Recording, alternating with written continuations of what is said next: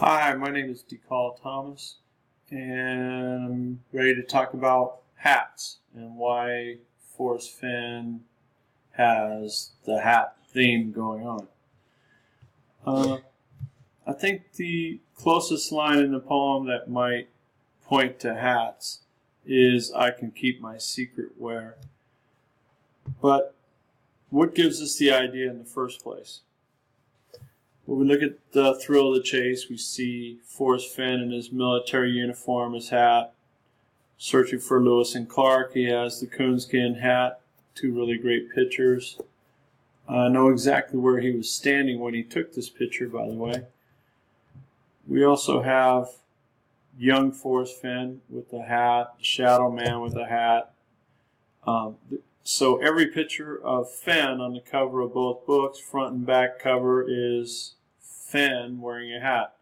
And yes, I know that was Dale Neitzel that took this picture.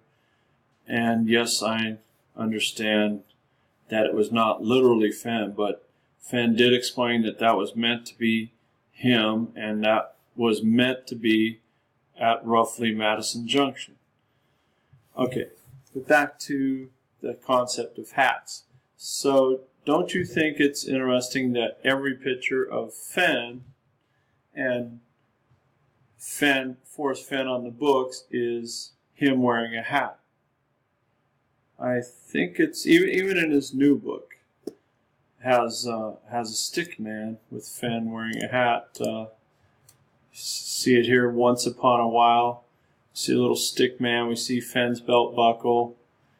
We look at, I can't think of any other stick man drawings, but these are from various scrapbooks or situations. That was the tree in his yard. Is this football player, football helmet, looking stick man. We even, and so they're all wearing hats. It looks like a fireman hat. Not sure if that's what he intended. Looks like Fenn's hat style. I don't think this was meant to be Fenn.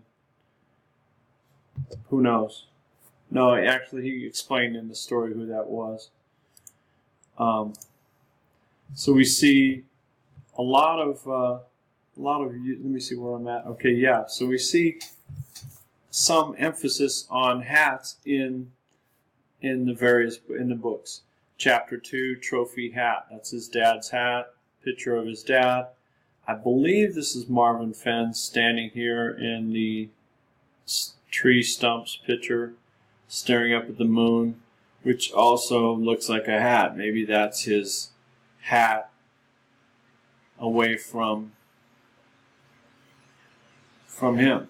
Forrest, he has quite a few hats. We see several different hats. Annabelle's hat, mildew, later I call it the floating hat. We see multiple different use of hats by Fenn. Pretty much covers his different roles in the military and different moments in his life where these hat represents his different roles, his different task at hand, I suppose.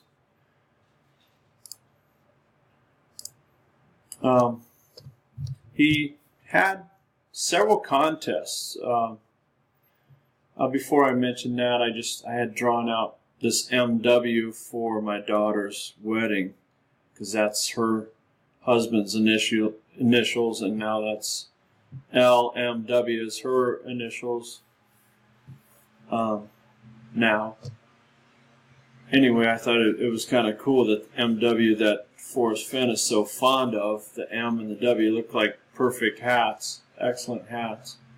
Okay, this isn't about the contest, but this was one of the stick figure drawings by Eric Sloan.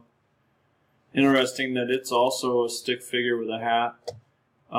There was a contest, Jonesy won the stick figure contest, and we've got the this is the winning winning stick figure drawing. Pretty clever by Jonesy. Good job. I forgot. That reminds me. There's the best pet on the internet contest where his dog. Can't believe I can't think of his name right now. But Fenn's dog won the best pet on the internet. The blue ribbon he put on him. We had the infamous shadow contest. We had the hat. No, in the floating hat scrapbook, he asked for people who were brave, which is an interesting word, brave, wearing a hat or to show off their hats. Another contest. Reason I bring up contests is because all these seem to be pointing at something. So here is the Easter egg contest. Surprisingly, we have Eric Sloan's Easter egg in the middle, and we have another circle dot. The Billy Bob's fishing spot, or Fenn's favorite fishing spot, and he supposedly offered this reel, but there was no result to that contest. I don't know why, but all I see here is a circle dot. And I don't mind telling you, this looks like the 2 o'clock position, this gold dot, gold handle, which line 2 of the poem is the word treasure, and here it is on the position of a clock. This is line 2, or the treasure is at 2 o'clock. Interesting.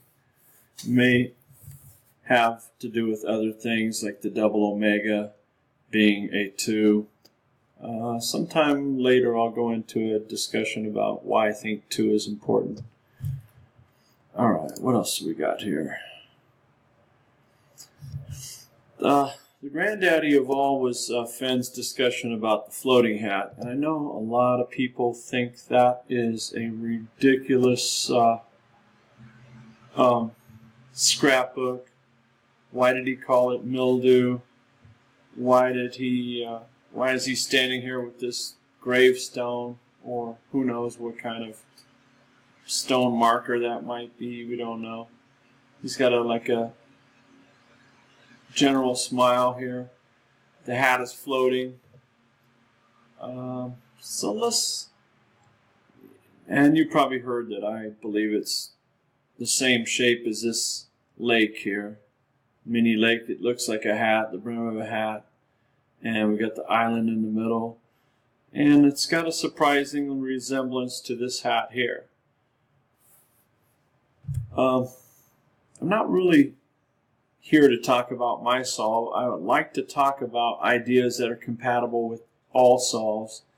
And I'm just pointing out the fact that Fenn has a definite theme of hats, or it's a definite occurrence of hats in all sorts of ways. That was my avatar. What am I looking for?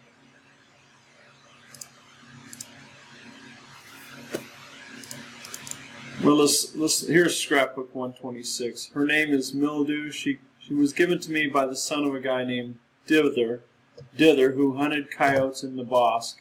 He was lanky and spoke with a slow kind of drawl that made him look taller. He was wearing the hat when he died, and no one can explain why it exploded from the inside out. Maybe the barbed wire hat band had something to do with it. In any case, I'm not going to ever wear the hat. I think it's very interesting, this whole thing. I even think it looks like a confession of some sort. Why else would he be? People think it's pure imagination here. I think there's something here, some sort of confession here. I don't like, Fenn is still around, and I want him to stay around for a long time. I don't want to accuse him of anything. I'm just looking at his own words and asking myself, what could this possibly mean? And he's talking about Dither, which means undecided in the dictionary, and that he died, and that it exploded from the inside out, and we're not sure why. And then he says, I'm not going to ever wear the hat. And then why in the world would he call it mildew? All right, so let's, I noticed something else that points to a floating hat when he was talking about Avalanche Lake, which is walking distance from my mini lake solve. It was a scary place, and if my hat blew off, I'd never see that thing again. Just my opinion. I won't dwell on that much.